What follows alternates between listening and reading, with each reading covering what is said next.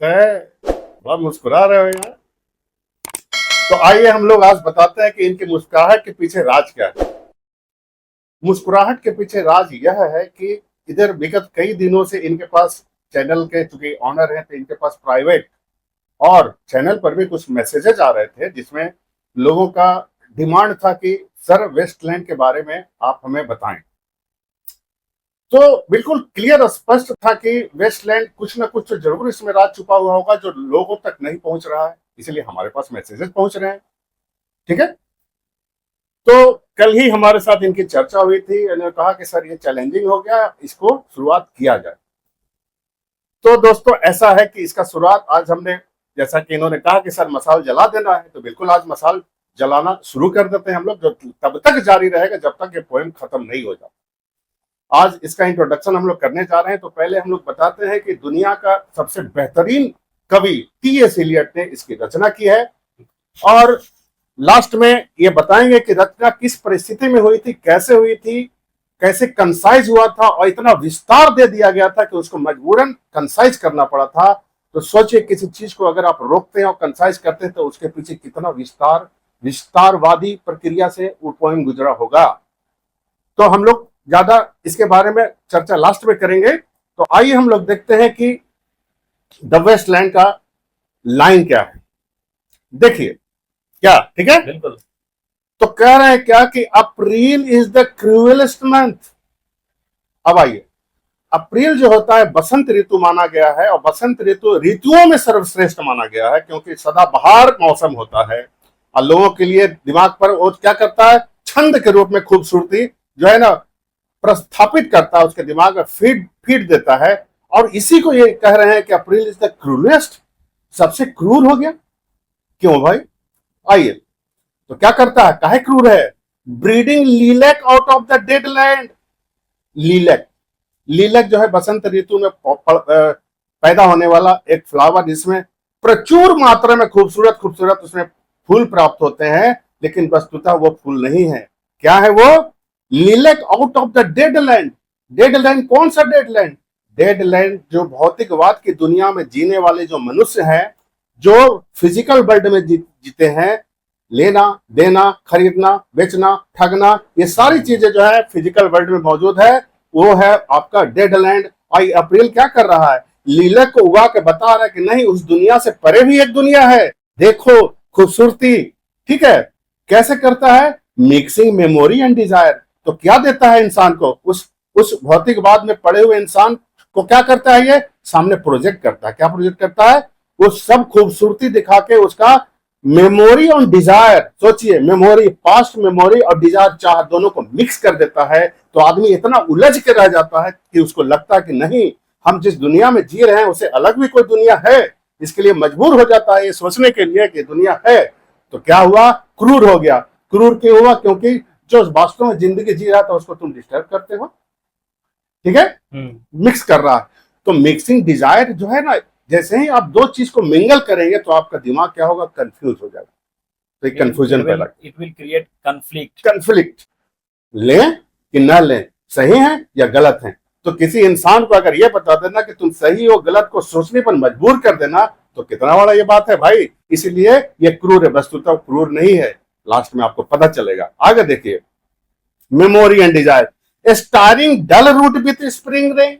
अब dull root क्या है, देखिए इंसान का वो विचार जो है, जो कि बिल्कुल लेने और देने में बार बार कर रहा हूं, ठगने में है ना, चीटिंग करने में चला गया है, तो उसको क्या कर रहा है, देखिए स्टायरिंग डल रूट, यानी डल रूट कौन, दिमाग, मस्तिष्क, मनुष्य का मस्तिष्क, डल रूट विथ स्प्रिंग रेन, बारिश के बिंदु से सराबोर करके उसको बता रहा है कि बेटा सोचने के लिए कुछ और है, इधर भी देखो, इधर भी देखो, सराबोर कर रहा है। आगे देखिए कहता है, विंटर कैप्टस बांधते, कहता है तुमसे अच्छा तो जाड़ा है जी, तुमसे अच्छा तो जाड़ा है। कहा है भाई, कवरिंग अर्थ इन फॉरगेटफुल स्नो। स्नो, स्नो देखिए जिस जगह पर इसकी रचना की है वहां पर बर्फ पड़ते हैं, तो बर्फ को क्या कर दिया, सिंबलाइज का फॉरगेटफुल स्नो। इंसान को क्या करता है, भुला के रख देता है विंटर। नहीं, तुम यही ठीक है, ये दुनिया तुम्हारा ठीक है, ये दुनिया ठीक है, फिजिकल बॉडी लेने देना, लेना ठीक है तुम्हारा, इधर मत आओ। ठीक है, फॉरगेटफुल स्नो। और क्या करता है, dull root with Spring rain, winter kept us warm, covering earth in forgetful snow, feeding a little life with dried tubers. Dried tubers. Dry tubers क्या है? निचोड़ा हुआ नींबू है जिसमें रस नहीं है। अब अप्रैल में क्या है? रस से भरा हुआ नींबू है जो पूरा ऐसे रस गिर रहा दिखा रहा है, देखो कितना अच्छा रस है। और जाड़ा क्या कर रहा है? निचोड़ा हुआ नींबू से थोड़ा थोड़ा जिंदगी दे रहा है कि सुपर स्पिरिचुअलिटी क्या चीज है, थोड़ा देखो, मन करेगा तो देखना, नहीं मन करेगा मत देखना। ठीक है, ये इसका आच्छादित इतना खूबसूरत लाइन है। ये तो क्या है, ये तो इंट्रोडक्शन हम दे रहे हैं। आगे जो इसकी चर्चाएं होंगी मैं बताता हूं, आपका रोम रोम जो है खड़ा हो जाएगा। इसके बारे में ये मसाल जल चुका है। और देखिए कि अब स्थिति ये हो गई है लोगों को बताना कि भाई फिजिकल वर्ल्ड आपका मस्तिष्क क्या हो गया। देखिए आपका मस्तिष्क क्या हो गया। देखो, एक मोची है, मोची क्या करता है? जूता सीता। तो क्या मनाता है? लोगों का जूता फटे तो मेरे पास आए, पैसा चाहिए। एक पेडियाट्रिक डॉक्टर, एक बच्चे का डॉक्टर क्या मनाता है? बच्चा बीमार हो मेरे पास आए। बीमार बच्चा समझ रहा है कि भगवान है वो। आप जरा कल्पना करिए मैं क्या कहने वाला हूं। भगवान रहता तो पैसा नहीं लेता, लेकिन म्यूचुअल है, मजबूरी, वहां भी मजबूरी। ठीक है, एक गायनी स्त्री रोग विशेषज्ञ, वहां पर क्या होता है कि बच्चा भी, औरत बीमार है उसके पास जाए, पैसा चाहिए। एक ऑर्थोपेडिक सर्जन, लोगों का हड्डी टूटे मेरे पास आए। और हर डॉक्टर के यहाँ लक्ष्मी और गणेश जी का मूर्ति लगा हुआ होता है। काहे के लिए भाई? हे लक्ष्मी माँ किसी का पैर तोड़ो, हे लक्ष्मी माँ किसी का जूता फटे, यही होता है, यही भौतिकवाद है। तो अप्रैल क्या कह रहा है? अप्रैल कहता है बेटा लेना देना हड्डी तोड़ना नहीं है, बच्चे को बीमार करना ही, जूता फाड़ना ही नहीं है, कुछ और भी है जिसके लिए तुम जिंदा हो, इसीलिए क्रूर है। अगर आप किसी को सच बात बताएंगे तो आप उसके लिए क्रूर हो जाएंगे। बिल्कुल, है ना? That's the point sir, that's the point.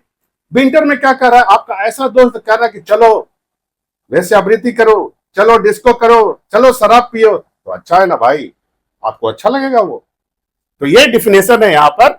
और इन प्रोज एंड कॉन्स जो बताने की चेष्टा की, ये तमाचा है, तमाचा है। बिल्कुल, शराब का प्याला आपके पास रखा हुआ है, आप कह रहा पियो ना, बड़ा सुंदर है। एक तरफ आपके चाहने वाले मत पियो शराब, लेकिन इतना प्यार से आपको दे रहा है ना कि आपको लगेगा नहीं शराब पीना चाहिए जी ना। तो प्रस्तुतिकरण जो है इतना स्ट्रांग है जाड़े का कि अप्रैल को भी गौन करके रख दिया है, उसको भी क्रूर करके रख दिया है। आगे जानकारी जारी रहेगी। अब साहब बताएंगे कि ये जो इसकी रचना जो हुई कैसे हुई और इसके पीछे राज क्या था, सोचिए। So as sir has introduced, है ना, this poem written by T.S. Eliot, the writer from modern literature, T.S. Eliot, who received the Nobel Award in 1948.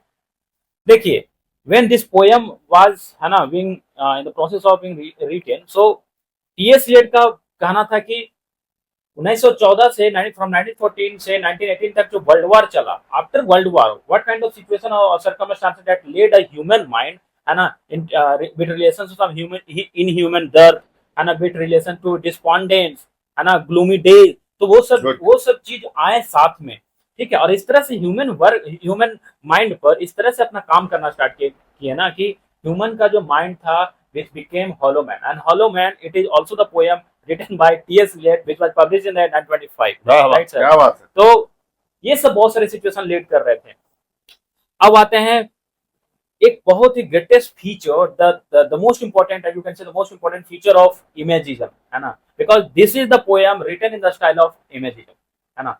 The writer T.S. Eliot along with the writer H.G. Hilda Doolittle, along with the writer Ezra Pound. So all these writers who were dealing with imagism, where a poet when he is writing something, so he will take only the limited word to convey his message and dealing with authenticity, है ना।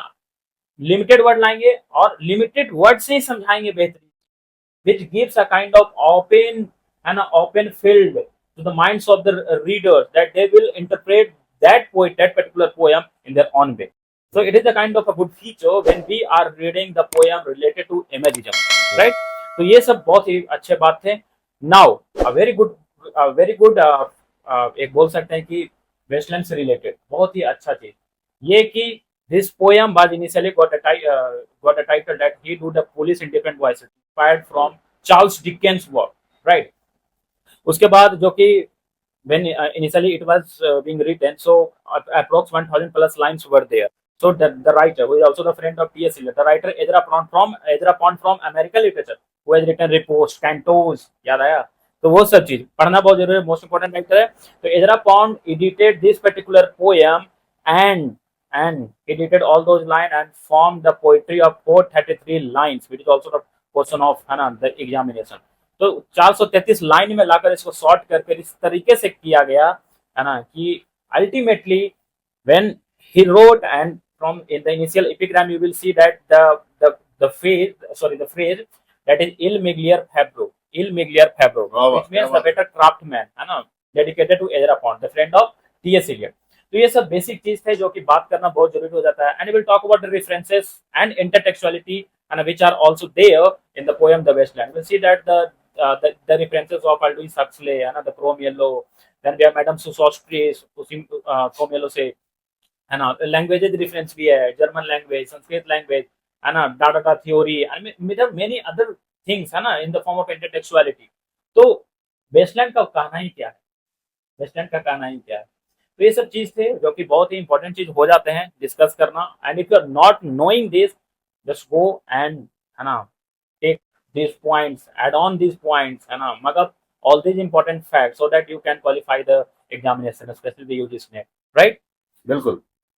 और ये जो है आप समझ लें कि ये कविता जो है इसमें इतना इतना कॉम्प्लिकेटेड वस्त्र पहना दिया गया है कि इसको करने के लिए उस शर्ट का हर एक बटन को आपको खोलना होगा, और बटन भी बहुत कॉम्प्लिकेटेड है। जब आप पूरा का पूरा खोलेंगे तब आपको पता चलेगा कि वास्तव में इसकी रचना कैसे और किस परिस्थिति में हुई थी, जैसा इन्होंने बताया। और आपको एक और चीज बताना बहुत ही जरूरी समझ रहा हूँ, हम लोग का बहुत कम समय में ये इस लड़के का जो प्रयास है, बहुत कम समय में हम लोग We are also dealing with imagism, limited word में लिमिटेड समय में डालना है ना। तो ये जो इमेजिज्म जो इन्होंने कहा, जैसे इमेजिज्म क्या है, कहते हैं कि भाई कम शब्दों में लोगों को समझा देना। तो अगर किसी को कहते हैं, अगर किसी को मैसेज पहुंचाना हो, है ना, तो देखो एक आदमी को अगर एक आदमी को अगर हथौड़े से मारते हो, डंडे से मारते हो, तो उसको जो है बाहरी चोट लगेगी। लेकिन अगर तुम उसको शब्दों से मारोगे, ज्ञान से मारोगे, तो उसको रोम रोम में प्रविष्ट करेगा। यही यहाँ पर जो है इसकी रचना है। और किसी को अगर कहना हो, कोई बताना हो, तो अगर आपको पसंद नहीं है उसका बात, तो आप क्या कहेंगे उसको? ठीक है, तुम अगर ऐसा समझ रहे तो ठीक है, करो। ये इमेजिज्म है, आपने बहुत कुछ कह दिया है। यही ये सारा प्रयास जो है वही है। और एक और चीज है कि हम लोग का 1000 सब्सक्राइबर आप लोग के सहयोग से हो गया है। तो हम लोग का जो अंदर का उत्साह है, वो हमको लग रहा है कि नहीं, हम लोग बिल्कुल सही जगह पर हैं। हम आपसे क्या एक्सपेक्ट करते हैं? देखिए, अगर इस चैनल जो चीज आप देख रहे हैं, हम लोग जो डाल रहे हैं, अगर आपको उसमें रुचि, जो गार्जियन ऐसा देखते हैं, तो आपको अगर उसमें रुचि नहीं भी हो, तो आगे आने वाली पीढ़ी के लिए आप उसको सब्सक्राइब और लाइक करें, ताकि आपके आने वाला जो नौनिहाल है उसको इन सारी चीजों की जानकारी मिलते रहे। और अगर वो लिटरेचर में जाना चाहें तो बहुत आसानी से वहां पर जा सकते हैं। उनका रास्ता बहुत ही सुखद हो जाएगा, आसान हो जाएगा। इसलिए मैं बार बार आपको कह रहा हूं, लाइक करें, सब्सक्राइब करें, आपके आने वाले पीढ़ी के लिए। ये मेरा प्रयास बहुत ही सत्य है और बिल्कुल सही सोच है हमारा इसके पीछे। आप इसके बारे में सोचेंगे, और कल मैं और भी और अच्छी चीजें मैं आपको बताने की कोशिश करूंगा इसके बारे में। The first part of the Wasteland, अगला वीडियो आने वाला है ना। And before we end our lecture, I want to add something here कि जैसे आज का दौर फिजिकल दुनिया, that's are talked or materialistic world, okay. So in this materialistic world, suppose a man is living here, so he wants a kind of physical touch, that is materialistic world, है ना, बाहरी touch, that is called physical nourishment। But there is something, there is a kind of there is also a world which is beyond, है ना, beyond the materialism। कौन सा world? The world of spirituality, है ना, where T.S. Eliot has talked। T.S. Eliot also want to convey a kind of message to the whole audiences कि a human body does not need only the physical nourishment, he also है ना needs a kind of a spiritual nourishment, है ना, in his whole life। So with this I want to end our discussion.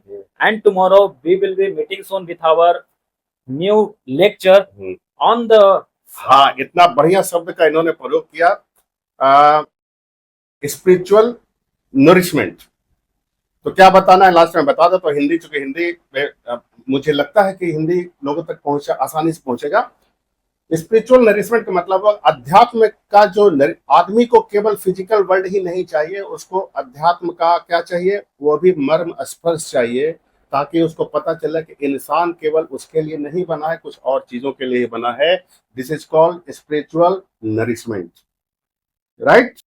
with that we end our lecture and tomorrow we will be meeting soon with our new lecture उसमें हम लोग discuss करेंगे Burial of the Dead, the first poem है ना, included in the collection The Wasteland. So till then have a great day.